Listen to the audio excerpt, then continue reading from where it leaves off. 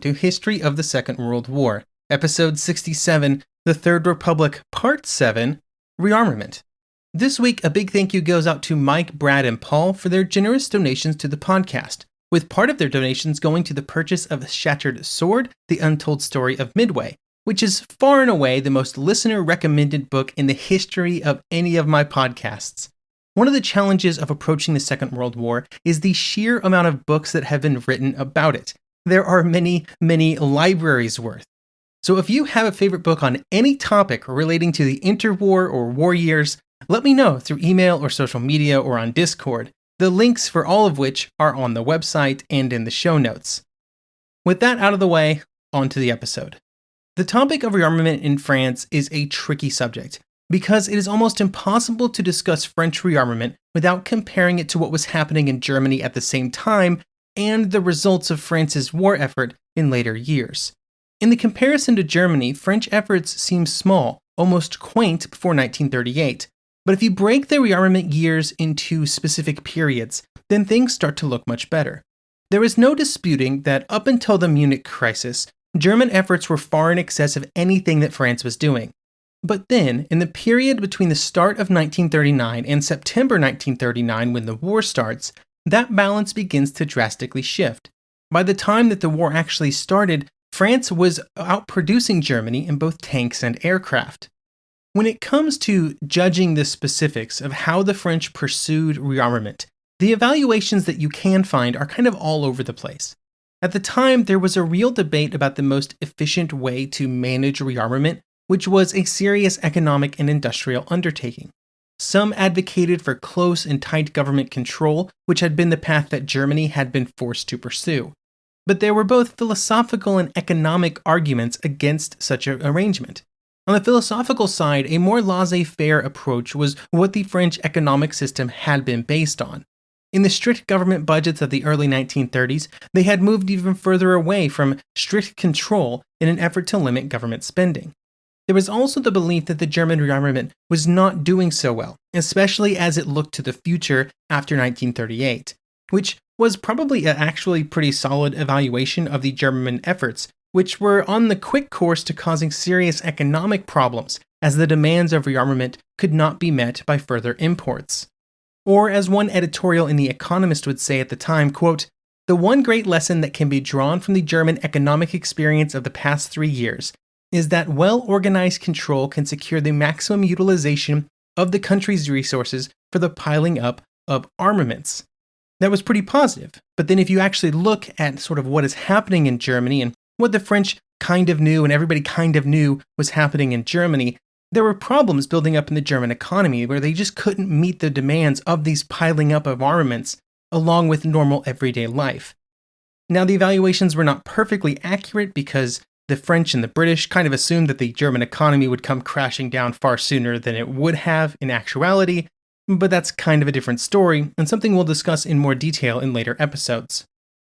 In France, there were similar concerns that such control of the French economy would stifle the growth that was absolutely essential for rearmament to hit the desired production targets.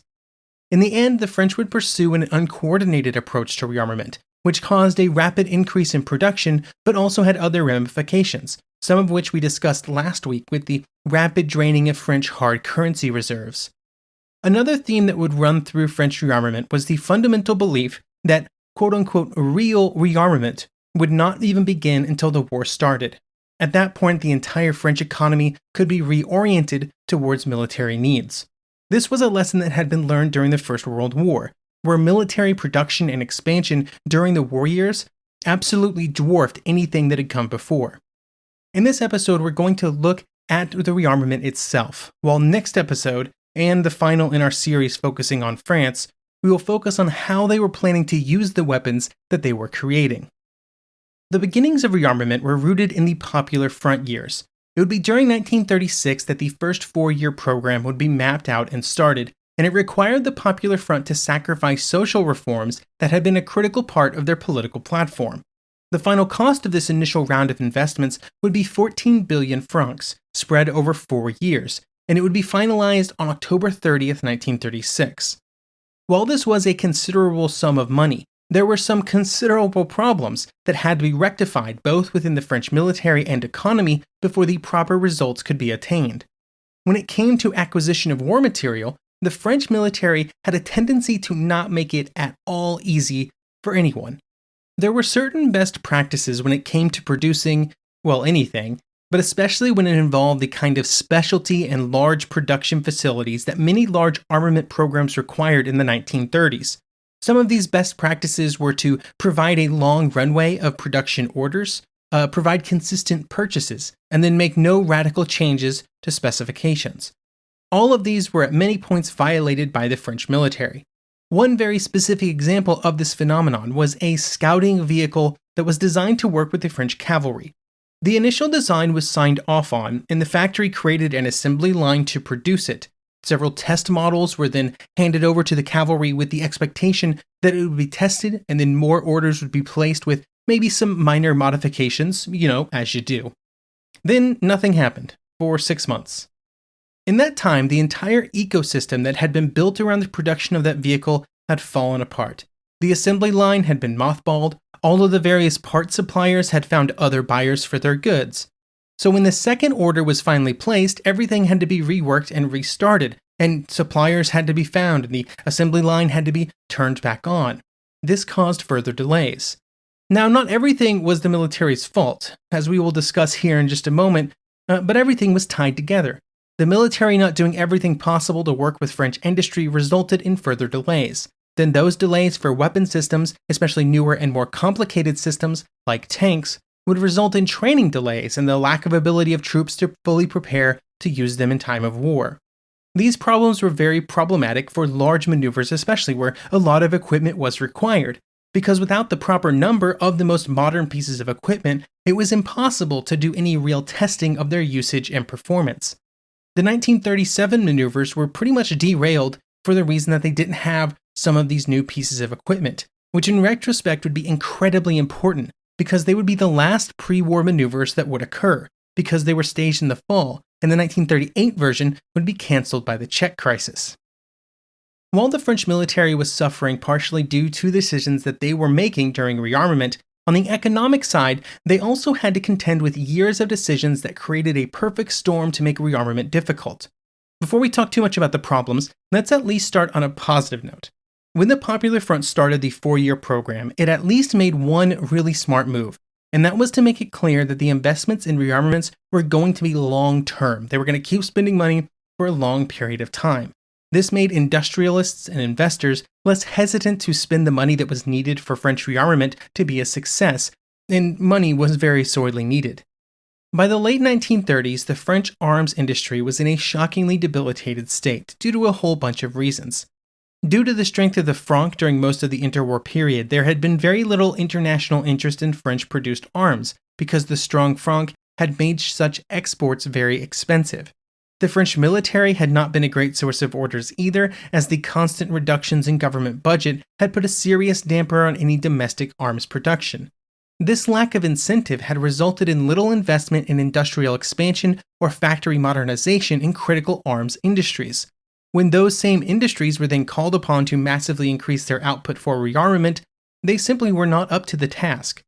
One of the possible solutions to these problems, at least according to some French leaders, was to nationalize the arms industries, which would allow more direct control over the behavior of the entire supply chain.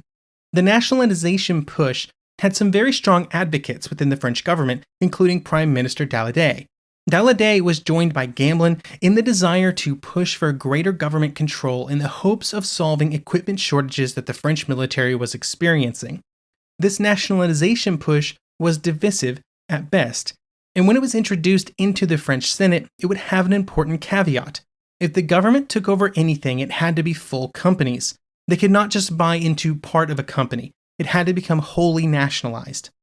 Daladier and others would have preferred some way to exert large amounts of influence without requiring complete control, but they would take what they could get. Over the following months, various purchases of certain companies were made. The Air Ministry would take control of 28 factories, the Navy 2, and the Army 9.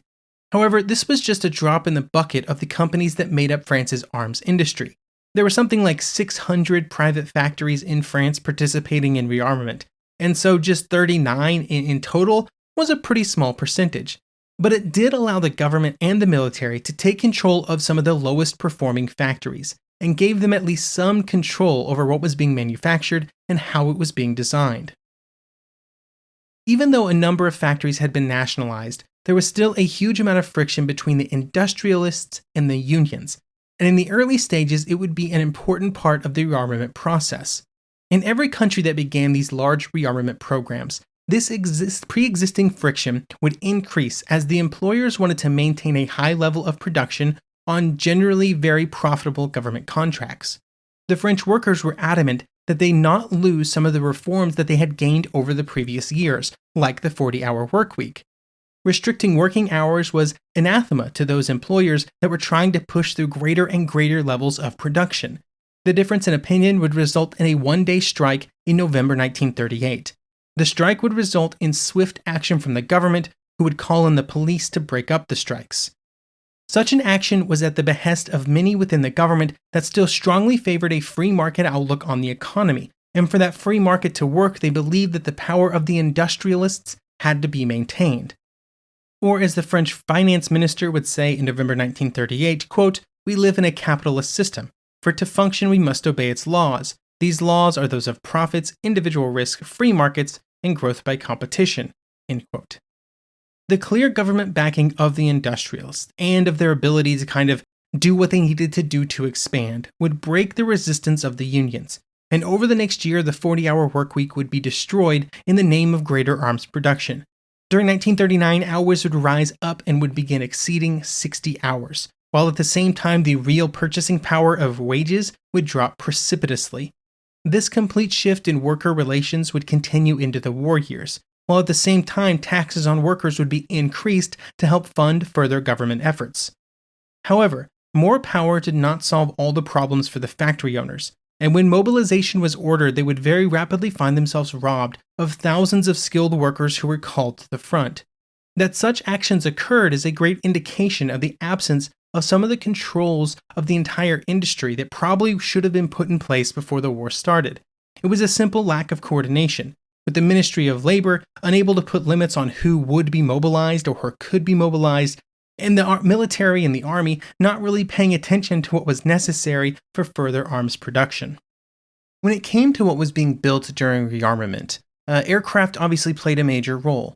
When it came to those aircraft, one of the common discussions that would occur in nations around the world during the interwar years were how a nation's air assets should be used and how they should be organized in relation to other military arms.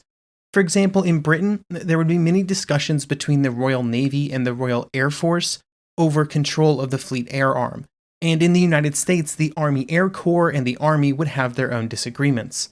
In France, these discussions would also occur, and it would result in the French Air Force becoming its own independent military branch after 1934.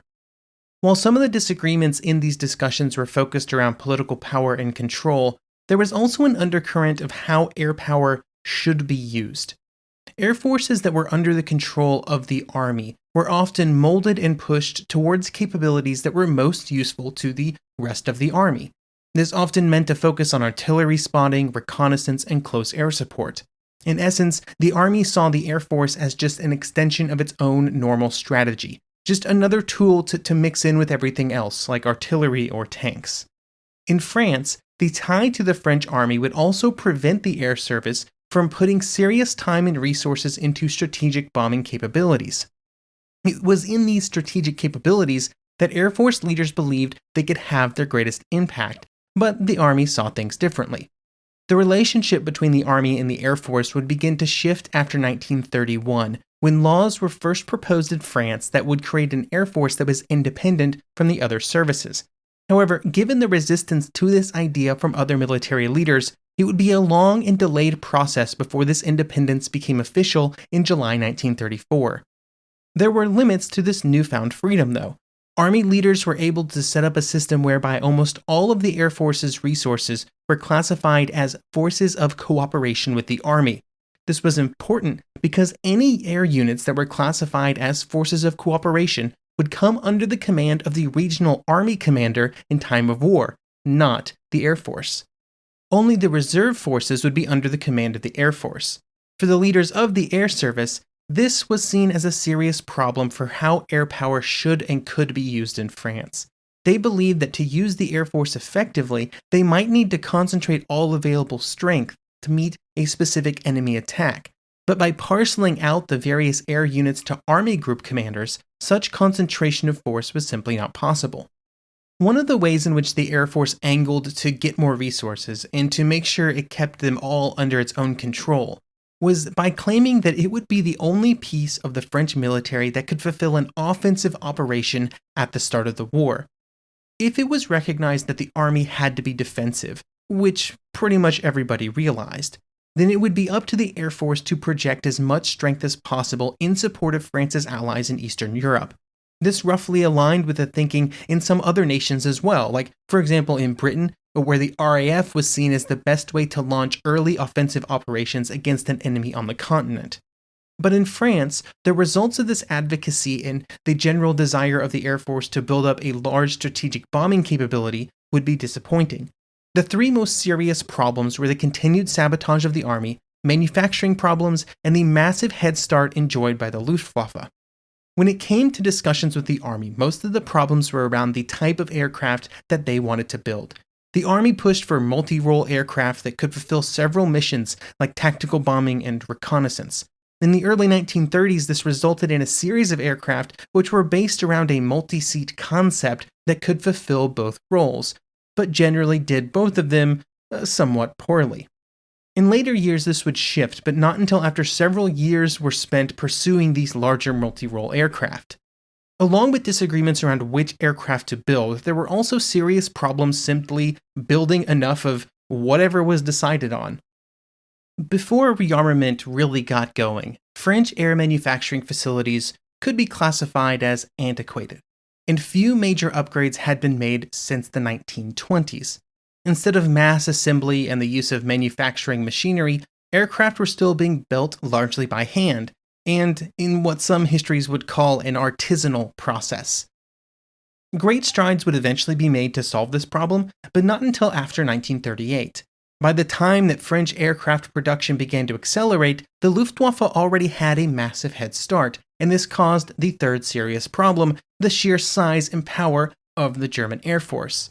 Because the French found themselves so far behind, it completely threw off all the calculations around where money should be spent, and it put added emphasis on building as many fighter aircraft as possible.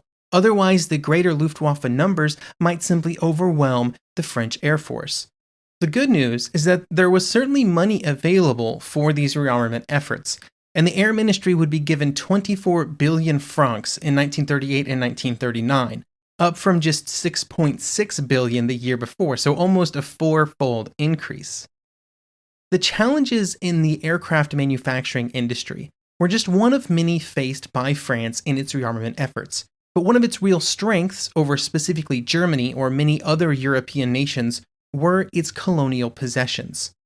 Colonies had been accumulated for many reasons by European powers for centuries before the Second World War. For the French during the interwar period, the colonies were seen to play a role in both rearmament and in the conflict that would inevitably follow. To make the most out of the colonies would require some investment by France around general infrastructure and industrial capabilities, and the first major interwar plan for this investment would be in the form of the Seurat Plan, which was proposed in April 1921. The primary focus of this plan was around public spending on colonial infrastructure, particularly transportation infrastructure, and there was a clear statement that the government should take responsibility for further enhancements. It took into account the needs of the indigenous populations, and it stated quite clearly that they should be considered. And then finally, it also made a simple long-term commitment to continue the investment in the hopes that this would attract more private spending in those same regions. While all of these items involved a transfer of wealth out of France into the colonies, there was the general hope that over time this would be completely worth it and would be paid back several times over. There would be resistance to colonial investment from a few different corners of French politics and society, which kind of all revolved around two major concerns: worker relations and market disruption. On the first point, there were those that were concerned that if industry in the colonies increased, they would have to start being more concerned about worker activism and class politics sort of spreading to the colonies from France. These concerns were strongest in the early 1920s, at a time when socialism in France was gaining more and more support, and more radical leftists were also a huge concern, especially after the Russian Civil War. The second concern was around how the colonial markets interacted with industry in France. Due to protective measures that were put in place to provide French products a preferential position in the colonies often acted as a captured market.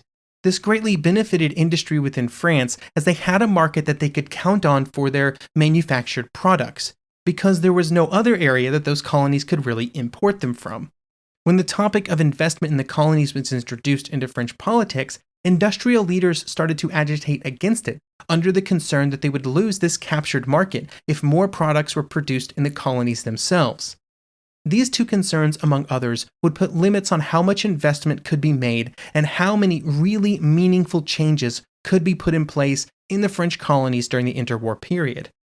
While there was some hesitancy to make too many economic changes, there were also some concerns about making too much of an investment in building up the colonies as a manpower reserve for wartime. To put it simply, there were concerns about training too many soldiers, because those soldiers just might turn hostile. When structures were put in place to assist in conscription and training, they were almost always rooted in the martial races theory that had been so popular in the 19th century.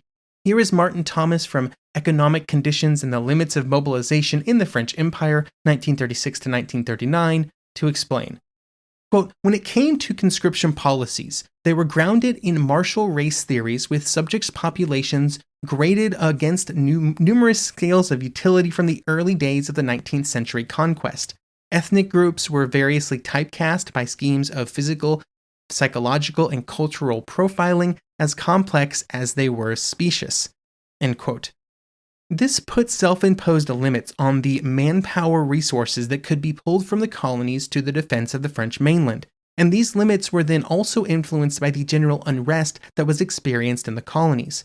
The rabid fear of investment in the colonies from some groups in France meant that the colonies did not have the economic growth that they probably should have. By 1939, the entire situation was one of decay, with French power slipping as the general quality of life for those in the colonies continued to decline. That did not prevent a massive influx of resources from the colonies into the French war effort in the months after the war began, but this had the side effect of pushing many populations into even greater resistance to further French rule. This resistance was bolstered by massive requisitioning efforts, increases in inflation which rendered local economies impotent, and increasing control from the French in their efforts to enact those exploitative policies that were causing so many economic problems. This would eventually result in martial law having to be put in place in many of France's most important colonies, especially in the North African triumvirate of Morocco, Algeria, and Tunisia. The French Empire would end up being a great what-if, with decades of underinvestment and antagonistic policies robbing France of what should have been an even greater strength in wartime, and especially a strength when compared to other nations of Europe that did not have such large colonial holdings, like Germany. Thank you for listening to episode 67, and I hope you will join me next week for the final episode in our series covering France during the interwar period, in which we will look at the French military and how they planned to fight a war that they were pretty sure was coming in the late 1930s or in the early 1940s.